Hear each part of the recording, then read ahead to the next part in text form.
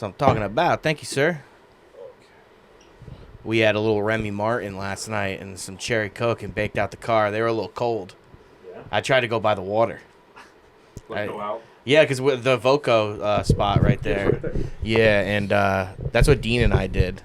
Oh yeah. And I was like very adamant to them. What? Oh, the Ravens thing. It's a Raven. It was from Ravens Eugenetics, a brand we used to work with. They just had it as part of their display now. We just felt bad throwing it out. It's kind of cool. It is cool. Yeah, they're Could nice. also be a crow, I suppose. They're nice people. They are nice people. They're nice The people. product just wasn't really selling very well for us, and so we just I'd definitely be interested to see what they're doing indoor. I think they're going indoor. Michael, had been growing indoors for a long time. Yeah, he's a nice guy. Yeah. Yeah, we'll see. Michael and Joan. We'll see. Joan. You say you don't want to be on camera, but you hold my hand. Bleep.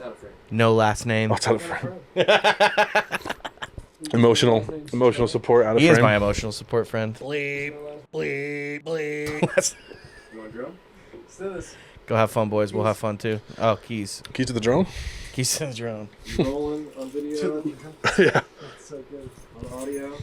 Sweet. Thanks, Good bro. luck. Roll out. Good luck. Have fun. Yes. You need anything from me? We're going to be blazing here. You guys are going to be missing out on a blaze, by the way. We'll be right back. Oh, you got the super they're cool. boost. They're big dogs now. You got the super boost of 518. That's a good shit. Yeah, you're homegrown there. What's her name? Jen. Yeah, Jen recommended it to her. Oh no, sorry, Alamanda. Jen's the grower.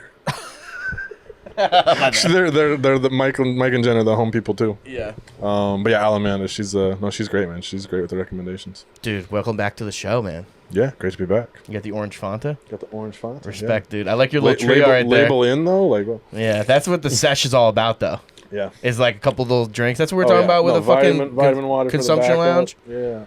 Got the Olipop, the cream soda. Got some Dude. probiotics in there. Nice. Yeah, I got a Coca-Cola and a coffee is something I do. Coke and coffee, A keep lot. it dark. Yeah, absolutely.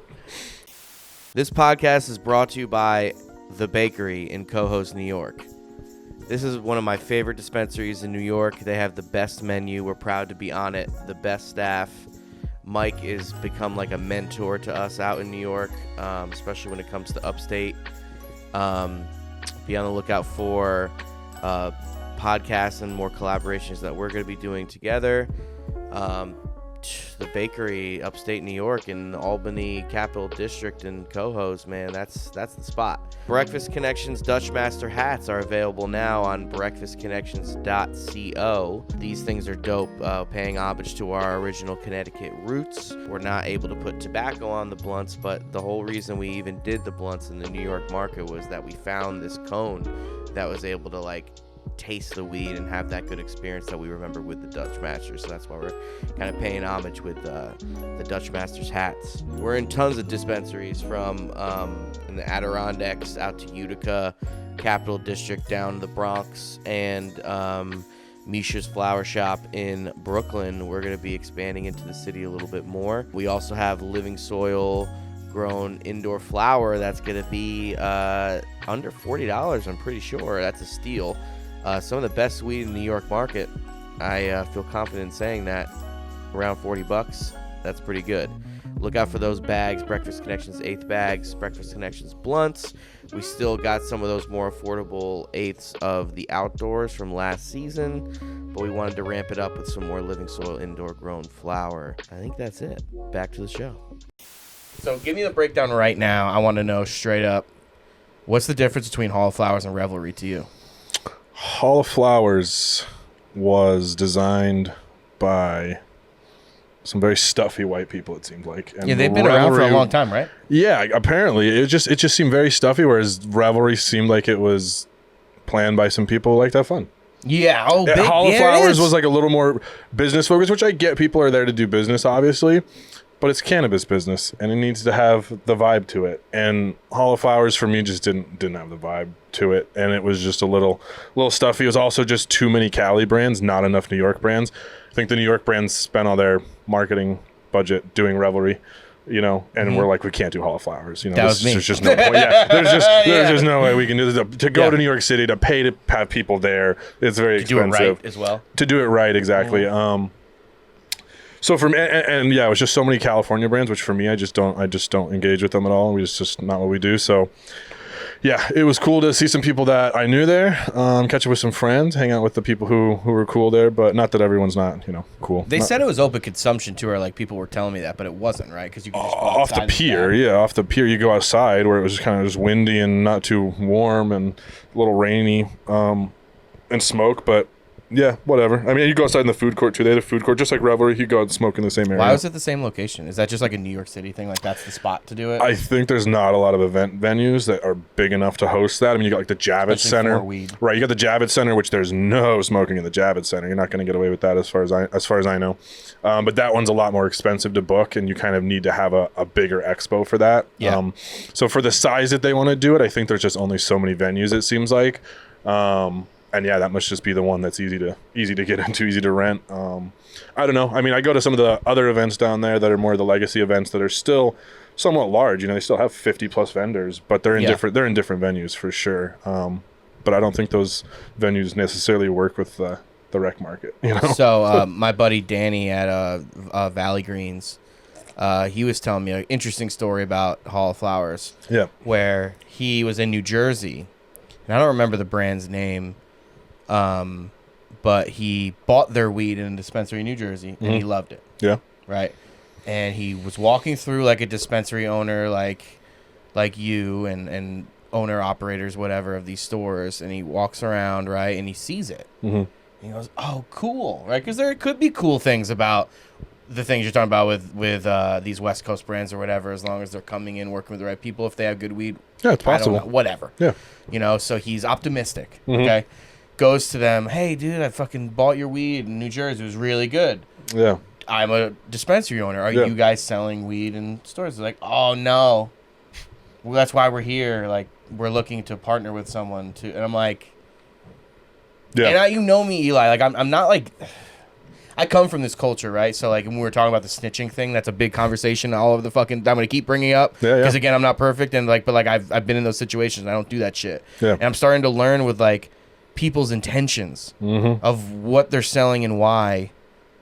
It's fucking phony. Yeah. Right? Like, even if those guys have their genetics and dialed in and they're going into this grow and they're going to do it and it comes out fire, it's like, is that going to happen? Yeah. Is that all bullshit? What are we buying? And we know. Yeah. So, like, I don't know, man. Like, I respect you a whole lot with, like, thanks. The way you stick your chest out and talk about it. Because you don't come from a dickhead way.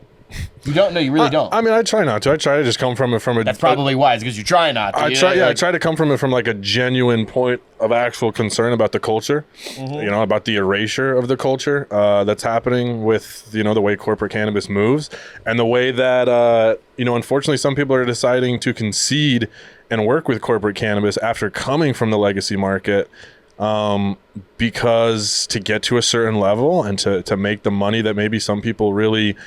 that's their goal to make, that you've got to take those concessions. And so it's like, it's unfortunate to see that, but it's happening, man. There's people who, in my opinion, are probably losing some respect in the industry because they're deciding to partner with certain people and grow their stuff a certain way. And it's just like, is it actually what you got famous for? Or is it now just kind of you're riding on that brand name?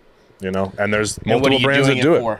You know? And exactly. Because if that's what the end product is something inferior to what got you to that place in the first place, to what even got you to that level, then that's, to me, that's just really disingenuous, and that's unfortunate that people are willing to concede the quality just for the sales. Yeah. And so we try to really make sure we're not working with people like that. There's definitely stuff that we could sell that I think maybe would look good on the shelf to people. They'd be like, they got that on the shelf. Yep. But I just don't see it the same way. It's really more about quality than the brand.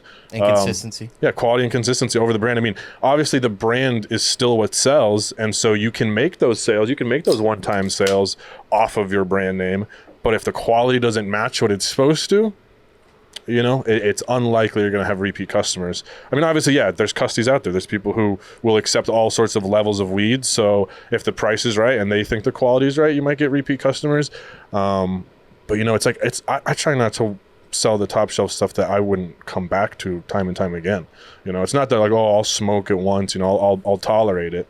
No, I want stuff that I would continually go back to, like good quality weed that I would continually go back to. And I don't think a lot of these big these big names growing now under some of these large processors can give you that quality time and time again, because they don't have that level of control that they probably want anymore.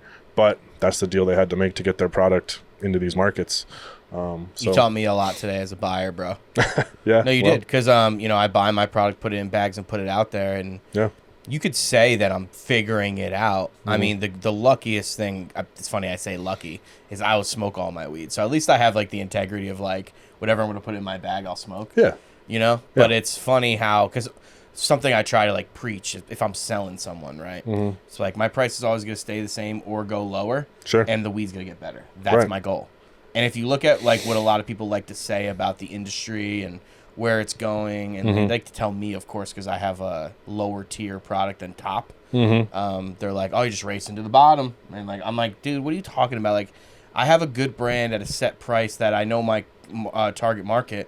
And like I just said, if I could be, like, confident with the grower, or not the growers, the buyers down to the bud tenders to the end consumer, and be like, my product's only gonna get better, and it's gonna be the same price, if not cheaper.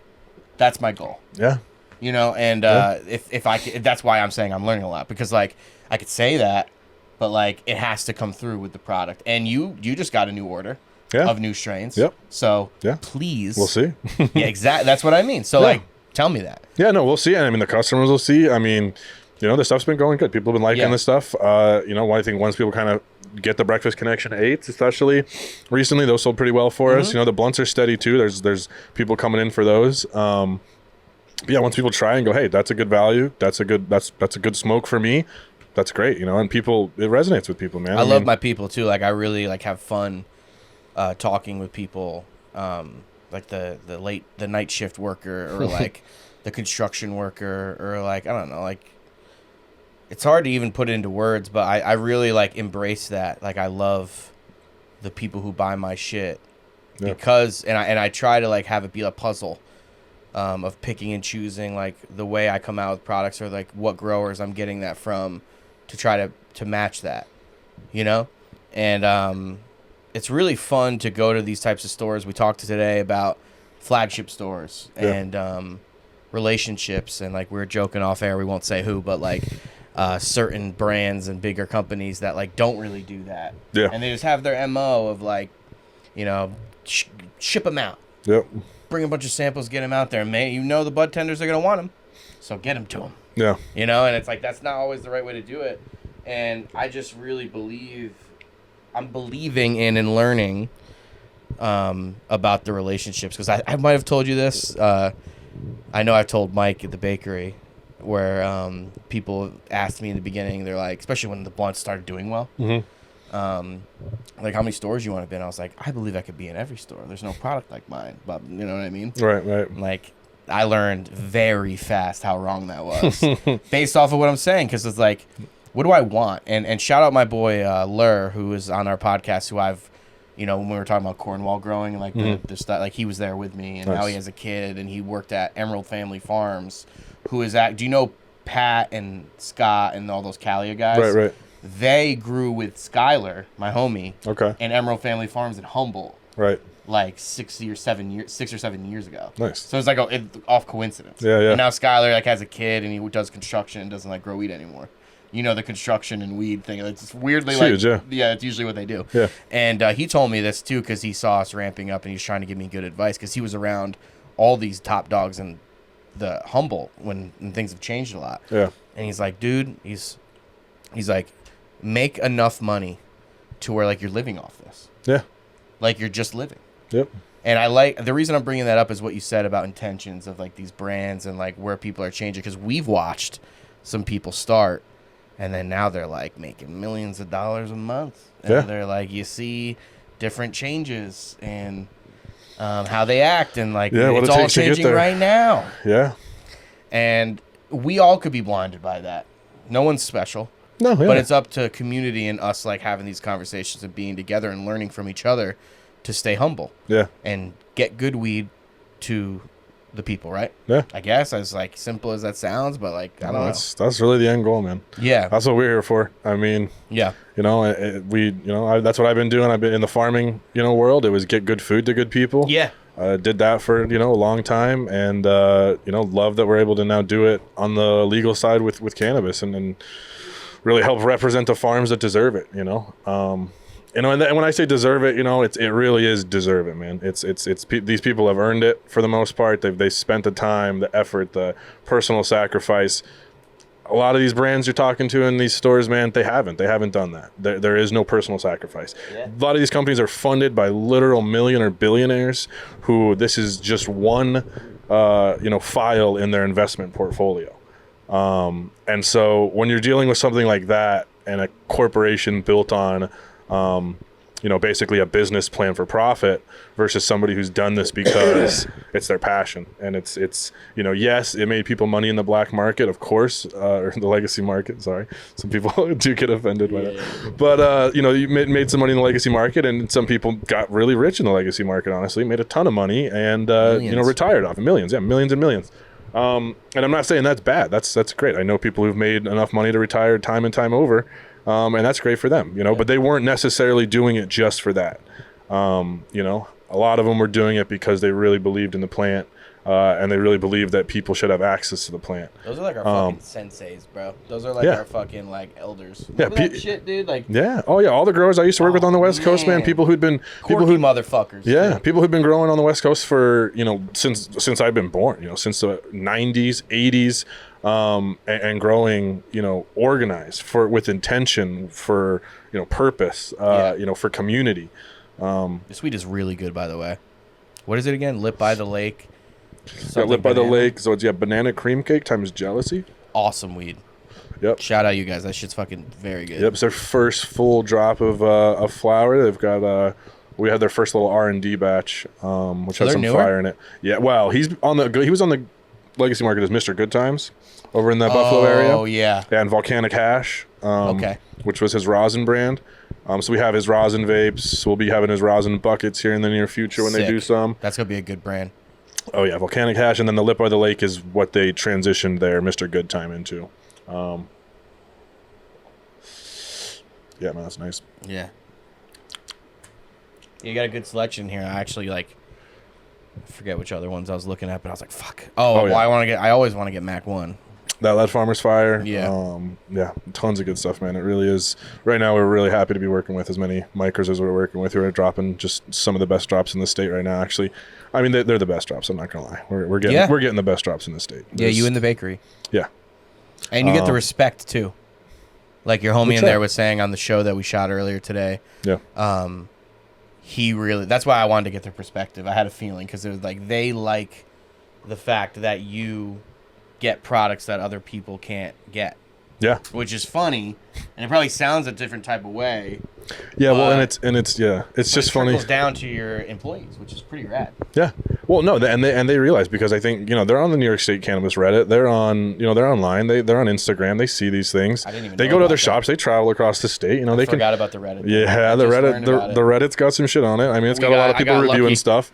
I had Unfortunately, it's a lot of people who are probably a little less educated on what they're consuming versus because they're just reviewing it based on its merits as quality, not there's I'm not saying that corporate cannabis doesn't produce decent batches of weed now and then, or decent batches of whatever it might be, whatever product, because they're definitely capable. It's just highly unlikely that it's going to be consistently good is usually the case. It's usually going to be consistently mids. But yeah, it's I just wish you can tell when people go to dispensaries and they clearly weren't educated, because they're like, oh yeah, Rhythm, man, I love Rhythm, it's my favorite ever. And I'm just like, why? I'm like, cool, but you do know that there's a bunch of small brands that are doing stuff that's better and that aren't trying to actively champion against things like home grow, open licenses for people. When they go to new states, these corporations, people don't know that. They purposely, and here you heard it. Lobby. Yeah, I guess if you heard it here first, I'm sorry, but these people lobby against people's rights. Spend millions of dollars, hundreds of millions of dollars to not grow weed at home. To not grow weed at home, to not have licenses open up to the general public. There's always the initial attempt to regulate the market in a way that creates a monopoly, and that's something that these people spend money on because it pays off. That's where they came from. Yes, you were talking earlier in the medical. about, They were in real estate. yeah. They were in. They're in other businesses, yeah. And then now they're like, I want my little piece of the weed business. Yeah, it's corporate America shit, not cannabis culture shit. It's completely different. And you know, the people that we try and work with, it's cannabis culture shit. You know, the way we do stuff, it's how we've done stuff. And the way business gets handled between us is how it's been handled, you know, with like the mutual respect and the trust. You said we've been here. You and Ben. Yeah. Yeah. What do you think about that idea? Everyone loves to talk about, but like people need Bud Light, and like I'll drink a Bud Light sometimes. And like, what do you think about that concept? And do you think that the weed business is so big that it's like that? Like we said earlier, it's still the infancy of the market, right? And more people, I think, are smoking weed every day. Yeah. I truly do believe that it's only gonna fucking skyrocket from here. Skyrocket on a slow pace for a lot of different reasons, but you know, a lot of people don't realize too. Do your fucking research, dude. Go back 100 years to Prohibition. Yeah. When they made alcohol illegal in the early 1900s, do you know what the best shit was for the people who were smuggling and selling local high potency small batch liquor was? What's up? Medical. For World War I veterans coming off and having PTSD and shit. They wanted them to unwind. Okay.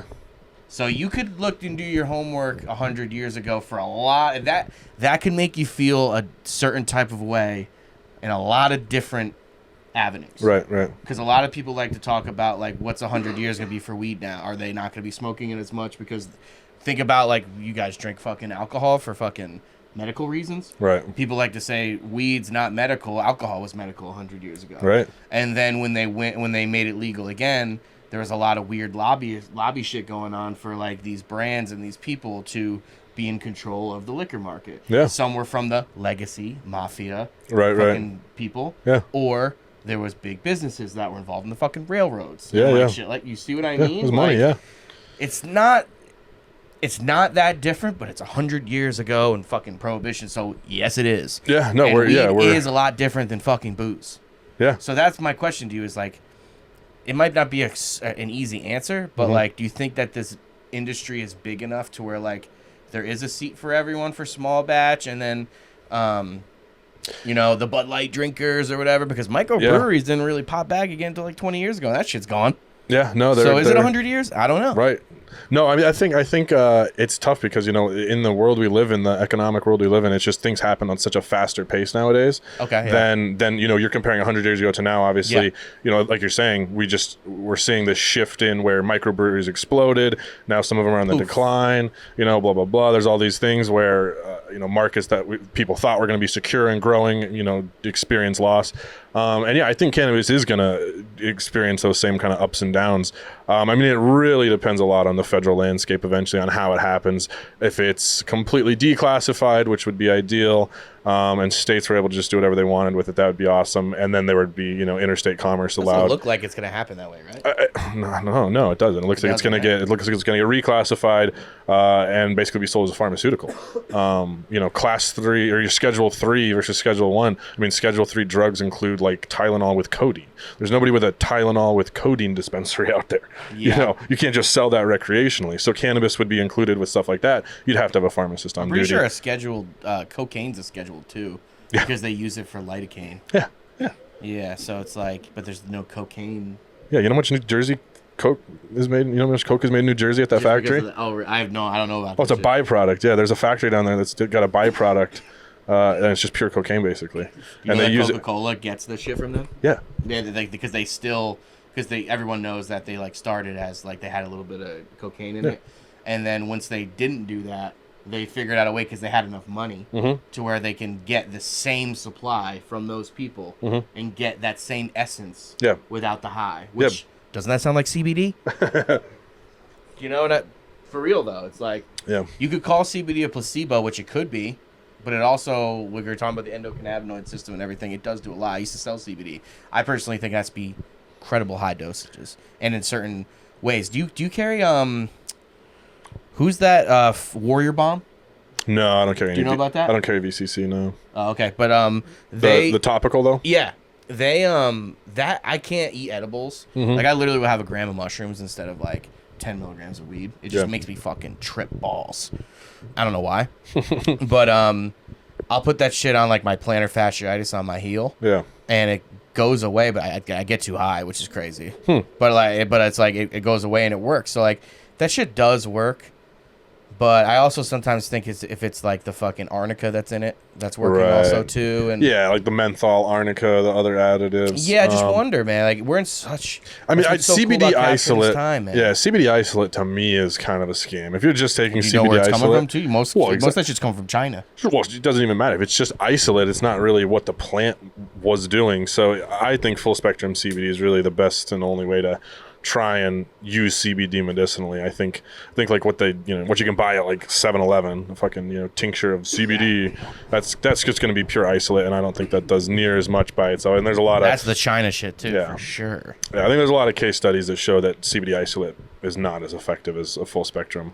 Well, I watched the Hamilton guy from the Hamilton's Pharmacopoeia from Vice. Yeah, of course. Yeah, he was just on a podcast with the dude who started Vice, like Shane something. Do you guys know that guy? It's like Shane Smith or something like that, I think.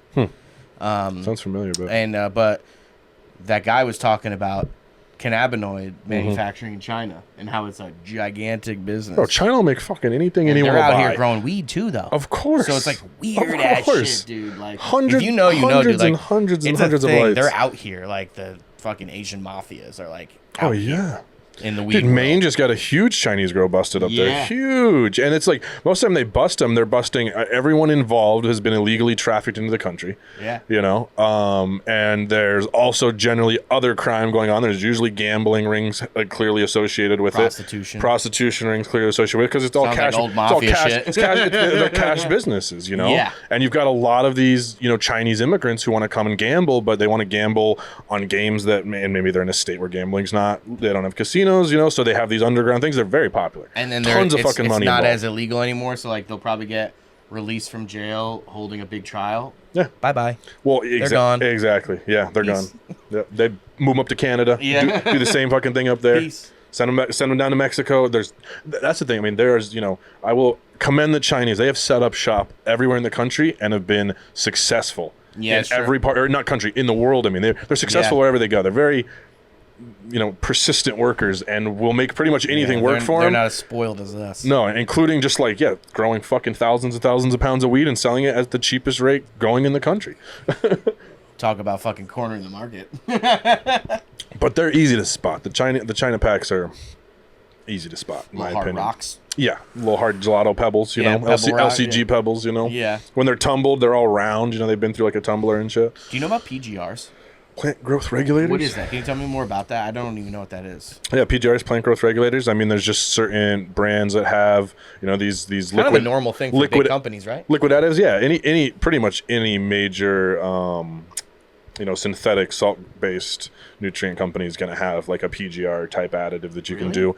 A lot of the PGRs are generally associated with like the super dense hard rock buds. That's why I brought it up. Yeah, the stuff that like once it's past a certain dryness, humidity point, it just crumbles in your hand. It just turns like powder kind of. In my opinion, it's usually the cardboard terps, the rock hard nugs, the shape of it. Well, people say that just about salts anyways, and that's kind of what you were saying, is that's kind of... It can be. I mean, salts can be done right. There's people growing fire salts, lead farmers growing. Oh, right. There's tons of people never know. There's tons of people who are doing it right, who have it dialed in, who can produce a good product.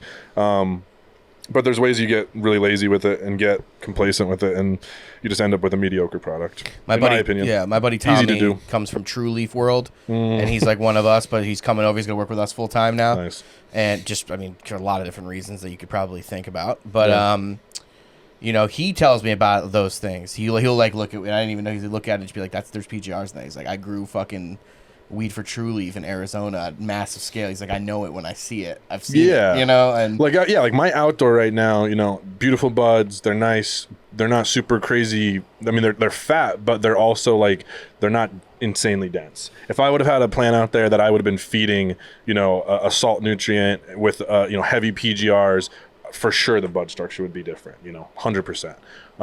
But for what I'm doing with it, I don't even want it like that. That's not even conducive. And in my opinion, it's not really conducive to great weed anyways, to have it be that consistency. Like, you want your weed to have a little bit of spring to it, a little bit of give. You want it to be able to break down nicely without just crumbling. Yeah, you almost want it to have like some breathe into it, like some life into it. Right. Yeah. It's hard to put that into words too. People might not even know what the fuck I'm talking about, but if you know, you know. Like, there's also, so like if you look at different cannabis structure and you look at those super dense, tough buds and you crack them open, because they're so dense, there's no room for trichome development. There's not anywhere for a trichome to grow inside because it's just plant material on plant material. And so it's you're getting less potential for THC and cannabinoids because there's less area for trichomes. When if you look at something like, so, you know, talk about the honey banana. The structure of the honey banana, the reason why it's so good for resin and rosin production is because the structure of the bud, it's fluffy and open, which allows more trichome production on the leaf surface. So when you wash it, you have way more leaf surface to extract off. Yeah. And especially for resin, it dumps for resin if you're going to blast it because GMO, you're just it's so longer week running plants. Sure, yeah, and it really depends on structure. So if you, but I would bet if you were to pump honey banana full of PGRs, you might lose some of that, you know, advantageous structure, lose some of that trichome development. So there's a lot to it, man. There's really a lot to that where growers who are just following these cookie cutter recipes from, you know, their box nutrient companies, like, yeah, you're probably not going to grow anything super special. It's probably not going to be anything to write home about ever. You know? I will tell you, when were we here last? We were trying to figure that out earlier. It was like 8 months ago. Yeah. It was fucking trippy. But it's crazy how much more better weed there is since then. Yeah. These micros are doing it right. These guys who are dialed in, you know, people like Lead Farmer, Oasis, you know, Lit by the Lake, High Priority, who are these guys who know what they're doing, are getting crops under their belt in the New York market and in the legal world. And yeah, it's great, man. We're on a roll. We're seriously on a really good roll right now with the micros. I mean, a lot of these people, buyer, I'm happy. A lot of these shops probably don't feel that way because they just don't know what they're doing. So they might see the market differently than I do. But for me, it's looking up, man. They tell me weird shit too. Like when I tell them that I don't really have a minimum order, I'm just trying to get the product in the way that I know it will sell to get. Like we did that, right? Starting with blunts, and then we go across. Yeah. People know our logo, our brand, and know that we come with it. The flower starts. Then it goes. Yeah. So, like, people are like, really? You'll do that? I'm like, yeah. They're like, yeah. Some companies say that you have to order $30,000 worth of product. I'm like, yo. Just think about it. They're just like trying to think they need that $30,000. That'd be sick, by the way, too. They need that guaranteed order because they just need to make it worth their while because they know you might not reorder. So they're just like, oh, I got to get them for $30,000 up front because they might not ever order. How many of them are leaving when Metric starts? Realistically. How many brands are going to just switch up everything? Yeah, a lot, dude. There's 40%? A lot. It's tough to tell a percentage because it's like, you know, there is a lot of stuff. I mean, you know, there's a lot of flower inversion right now for sure. Yeah. I don't know how many liters are truly being inverted because there's a lot of liters in New York. You know, there's a lot of hemp being processed into biomass. So if you're a person who just buys liters for processing, you know, you might not be inverting. But you're using, I don't know. I really don't know. That's tough to tell. I'm not enough in the production side of things and the buying side of things to really have sussed out enough people to tell if they're inverting liters and such. But I definitely know some operations that are 100% inverting flour. It's super fucking obvious. Sorry. Do you think it's going to be, do you think Metric's actually going to happen in the new year?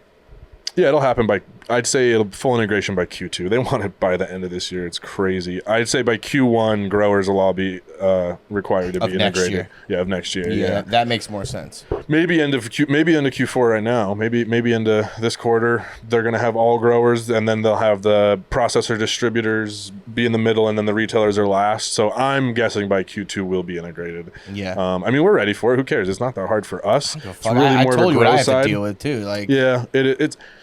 I don't know. People bitch about track and trace, man, but it's like those people bitch about everything. In my opinion, track and trace is literally not a big deal. Yeah, and like you really thought we were going to be able to do it forever? It's annoying, but it's also like written out.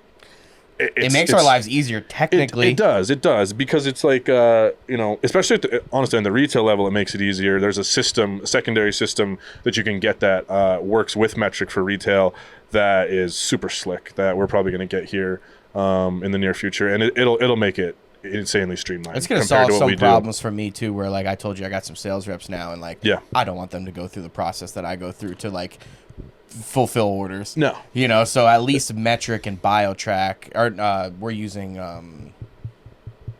Distro. Yeah, we're gonna do it through Distro. Yep. So at least now they can give me like the online store to where like you would order everything through like the platform and it's just easy. Yeah. And the order comes through, it gets populated, it goes into, you know, you create the manifest or the invoice or whatever in Metric, and then that comes over to me on Metric, so it's already in the system. Because like right now it's all manual entry and it's such a pain. It's a hustle. And the fact that New York's just kept it like this for so long because of their just shortfallings with this whole deal with track and trace. Want to hear a funny story of OCM? Oh, yeah. So right now we're getting our distribution license, the one that is attached. There's two different types of distribution license for processors. Mm-hmm. You can go get a distribution license, but there's TPIs involved, right? Okay. Or that processor can get the distribution license, but my distribution license has to only be any product that comes out of my facility. You can self-distribute, yes, but not mass distribute. So you know about how OCM. I talked to them at Revelry because I had a lot of fucking questions because of my license. Yeah, they're so helpful. They don't know anything. No, they were so helpful there. Sarah, you know Sarah. She's on top of her shit. Mm-hmm. She is using ChatGPT for her benefit, mm-hmm. but also, it's like she's going to the OCM and doing. You can't just do everything through ChatGPT, right? Yeah. She calls this lady, right, who's supposed to be our help. And she goes, all right, hold on. Listens to her, put it through ChatGPT, and it was like, Sarah has ChatGPT of what she did before she called, exact words that she said verbally to her, that was written on it. So they're just using ChatGPT. They're using ChatGPT, dude. Yeah, because all I know when you have the turnover rate that the OCM does, you probably have to. And they like, cut their salaries in half to catch up and to be like proficient in your job.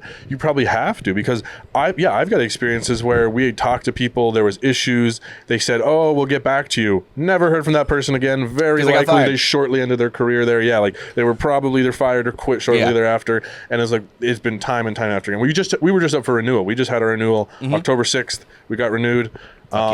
But that was a Monday, and the weekend before, like the Thursday before, and this was 2 weeks prior, we had been given okay, you've paid your money, you've done your application, everything's good to go, you're all set, we'll see you in October. Yep. 2 days before, on Thursday, I get a call, oh, we need this, we have to have this for the packet for your approval. Right now. So I have like 1 business day. Yeah. To get it done, and it was a labor peace agreement, which requires a third party, which requires this union group, and there's really only a couple people in New York who are doing cannabis labor peace agreements. Yep. So we had to go through them. It's who we had gone through originally to get it done, but it's like, lady, you told me we were good. You told me everything was in order. Sorry, I just talked to my boss. it's like, but that's my license. That's a month of me having to. My license would have been shut down. Yeah. And I would have had to wait till the next CCB meeting. Tell your employees, hey, can you guys wait for a little bit? What am I going to tell my vendors? What am I going to do with the expiring product? What am I going to do with the hundreds of thousands of dollars in lost sales? Like, that's insane. What a weird time for any business, let alone this one. Due to incompetence of a state employee, when there was only like 4 people up for renewal, dude. Yeah. That's wild. That's not really okay, in my opinion. Are they gonna get better? As tax-paying business entities, tax-paying citizens, like, I really think we should be demanding a little more from our state regarding. And all they did was just cut the salaries in half and let people go. And they're only hiring people with previous state work background. I've heard. So it's like you can't even hire people who are genuinely interested in this as a career, like someone who's interested in both, state work and cannabis and passionate about both, but maybe they don't have the state work experience. That's what they had before, right? They're not going to get the job. That's who it was. I think that seemed to be more of the first, I don't even know what I don't know what you call the first, whole people where it seemed to shift after, Damien went and Chris Alexander went. Yep. It definitely seemed to lose a little bit of its steam. I definitely have to say the social equity goals, that Damien had as director there seemed to have kind of fallen by the wayside, and that's unfortunate. So cool. It was so cool too, because that's, I guess, how I got my license. I mean, we're on top of our shit, like we always say, but like, I didn't get it anywhere else. Well, that's how we our license was a card license, which is a program that he fought tooth and nail for, and you know, died on that bed basically. Unfortunately for his career in the for the state, died on that bed, and it was, you know, it was good. It was a good program in my opinion. I mean, it was not necessarily executed the best way, and I think that maybe the state could have done a little bit better job being more hands-on, finding better applicants to run these stores, because some of these card shops, man, are really struggling to hit the mark. Because they're just inexperienced. But there's a lot of people, you know, who had the experience who maybe didn't get the license because it was just difficult, confusing, whatever. Yep. So yeah, the state, man, they've got a lot to make up for, and hopefully they do. Hopefully they can, you know, get these consumption licenses, these you know, farmers market, the whole grower showcase thing going again, and we can start doing events and really become, you know, one of the leaders in the state or in the country, for you know, cannabis culture and the world, everything surrounding. Yeah, I mean, yeah, I think we could do it, man. I think New York City definitely has the potential for it. I mean, obviously we're a slightly different destination in New York, for a different demographic. That's what Talia told me, who's working for us now. She's like, upstate New York and New York City are just completely different. Yeah. That's the first thing she told me. She's like, don't look at them as like the same. No, there's like a percentage of people from the city or from that type of area who want to come to an area like this. And then there's a certain percent of people who are, you know, visiting internationally even, who want to come to a place like this versus a place like the city. So it's, you know, we want to be here for that too and capitalize on all that we can for, you know, the tourism industry concerning it, because I think it's going to be huge eventually. So yeah, it's a good finish up of that question that I asked you of like how big this industry is. I think it is. I'm just kind of done fucking like trying to predict shit anymore. Yeah, no, I mean it's hard, especially when it is gonna be determined by the federal landscape, not necessarily the state landscape as far as what might happen next. And so hopefully that goes well. I don't know. We'll see, man. I mean, it is risky, man. It's risky building an industry around state laws that could be superseded eventually by federal laws. So we'll see. But I don't like to think about that. And I don't think a lot of people like to think about that. You know, we're just trying to do what we're trying to do. We're just done talking about it. I feel like, you know, we're like done. Like I'm always like that shit's not real to me yet. I don't know. Like whatever's gonna come is gonna come. Yeah. All I could do is try to have fun. Buying and selling weed, doing these cool shows, doing like I'm bringing on Casey and Talia. That's makes me. What we were talking about last night, about like being nervous and how like you never really want to have anxiety and be nervous or whatever, but sometimes when you feel like you do, it's like good for you and you're like reaching goals and stuff. Yeah, no, it pushes you. And so that's I'm not gonna sit here and wait for these things I'm afraid of in this industry to come. And like I'm just gonna deal with it when it does, and I know I'm gonna be nervous when it does, but I'm gonna face it head on and I'm gonna deal with it, and we're gonna grow. Yeah, no, for the people, man, for the people who are actually about this shit, it's that's all there is. It was a lot harder challenges back in the day, dude. Exactly. Been fucking locked in a cell and shit, bro. Yeah, I mean, just having having to tiptoe, toilet water. Yeah, having to tiptoe, having to just watch your back, having to every time you see a cop car, your heart fucking just drops. You know, it's just like I still do. Oh, well, yeah, no, the PTSD is real. Yeah. But it's just like that versus, now this, like now, bro, we're just fighting fucking corporate chads now, man. Like, all right. Dude. Bring it on. Yeah, exactly. Bring it on, man. Like there is always going to be a sector for craft. There's always going to be a sector for, you know, stuff that is curated to a level where people, you know, feel a connection to it versus something that's just cheap and fast and you know, easy.